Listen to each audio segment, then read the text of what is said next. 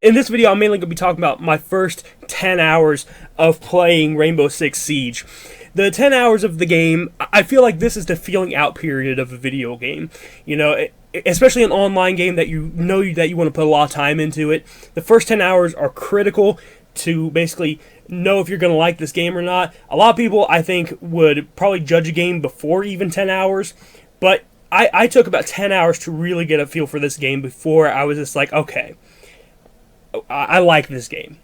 And that is the honest to God truth. I do like this game. This game is a lot of fun. And I don't know, again, I don't know how old this game is. I don't know when it came out or anything like that. All I know is that it still, even though it's older than a lot of other games, it still looks pretty darn good. It plays really well. I love being able to look around corners and stuff. In fact, I do it so much in this game that I try to do it in other shooters, and you can't do it in every other shooter, so I end up getting these Rainbow Six controls stuck in my head when I go into other video games as well, which is a slight problem, but either way, I love it for Rainbow Six, though. The controls for this game are phenomenal, and I love it. I love all the different gadgets that they have. And really, the main game mode that you are here for is this, basically, I think it's like Standard Tactical, I think is what it's called.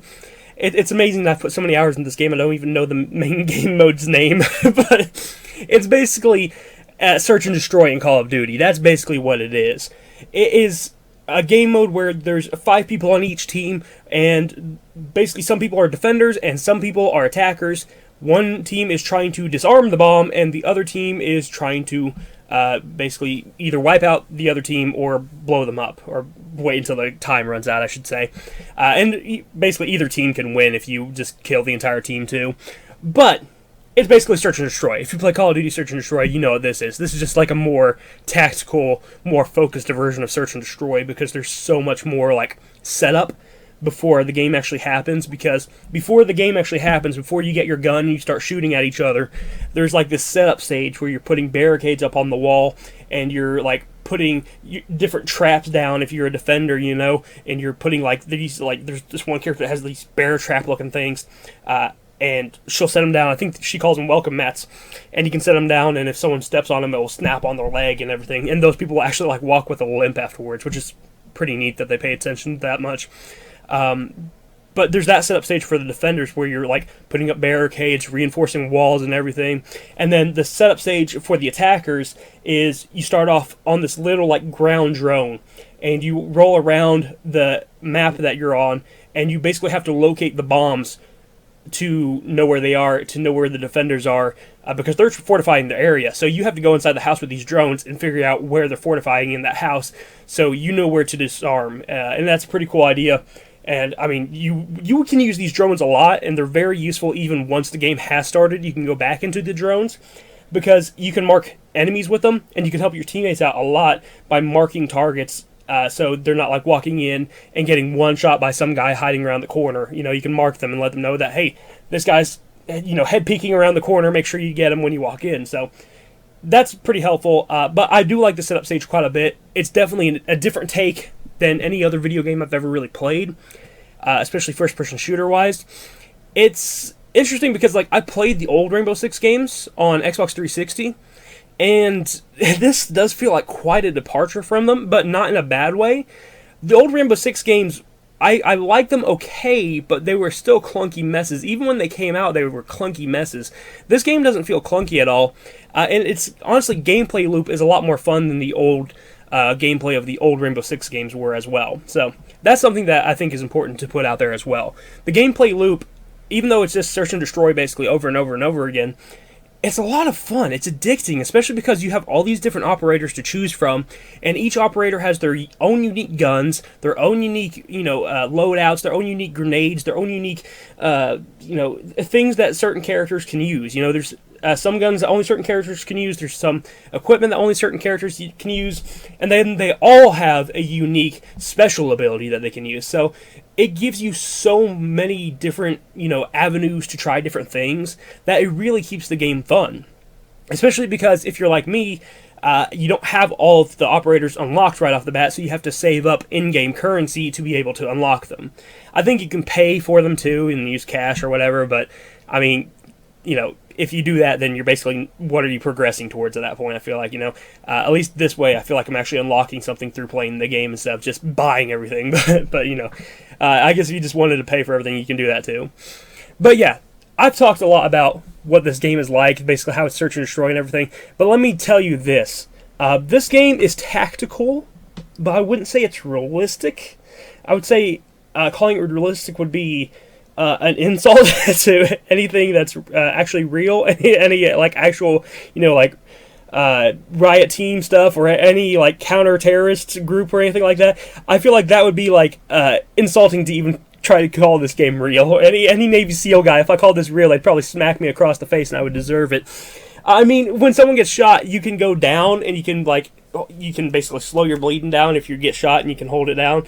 And the way that you heal them is you literally walk up to them and you basically just pat them on the back and, and that's it. And you give them some words of encouragement, and then they're good to go again. And it's just like, okay, well, it's okay. It's just weird because you see things like that, and then you also see characters that can spawn holograms and things. And it's like, okay, this game is odd because there's certain parts of it that are decently realistic in terms of trying to be tactical, trying to peek around corners and stuff like that, and then you have this weird sci-fi element, but then you also have this weird just silly element of it, because there's a lot of silliness in this game, to be honest with you. And I really do I like that it's not a super hardcore simulator at the end of the day. Yes, it does try to have some realism, but it knows that it's still a video game, and it's going to have fun just being a video game. And I like that. I like that it doesn't take itself super serious.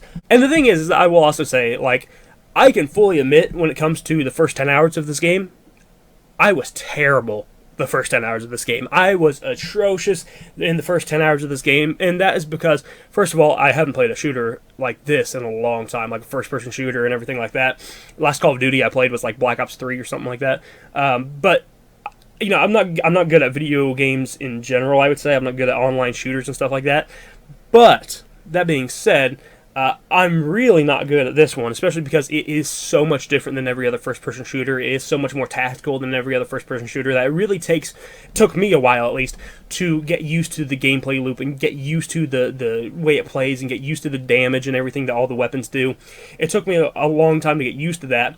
So after the 10 hours, I can actually do pretty decent. But the first 10 hours, there was times where I was going 0-5 in a match, and all I could do was just okay, well, all I can do is support at this point. All I can do is help barricade things and do things like that, because I'm not good at getting kills.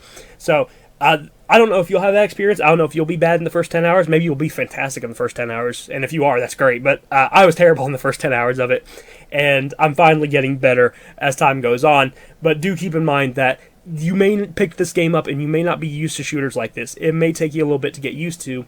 But even though I was struggling in a lot of this stuff, I still felt like I was helpful in my support role as well, because I was still putting up barricades. I was still letting my teammates know where enemies were and stuff like that. So I feel like even if you're not doing well kill-wise, you can still do pretty well support-wise. And as long as you don't take this game super serious and you're throwing a fit over your KD or something like that, I think that you'll have a good time. Just don't take it too serious or anything like that, and I think you'll have fun. I don't know what my KD is on this game. I just don't care. To me, it's a video game, I have a job. Why would I care about what this video game's KD is? So, as long as you just want to have fun, you're going to have fun with this game. I think that's really what it is. Just try to play it casually for the first 10 hours. If you need to, mute everyone on the mic and just play the best you can. And then from there, you'll just evolve your gameplay style. You'll learn the controls better. You'll learn the game better, and over time, you'll just learn what works and what doesn't. And that's really what it takes. There's a big learning curve to this game, but it is, once you finally learn it and you get used to it, it's a very rewarding learning curve, I will say.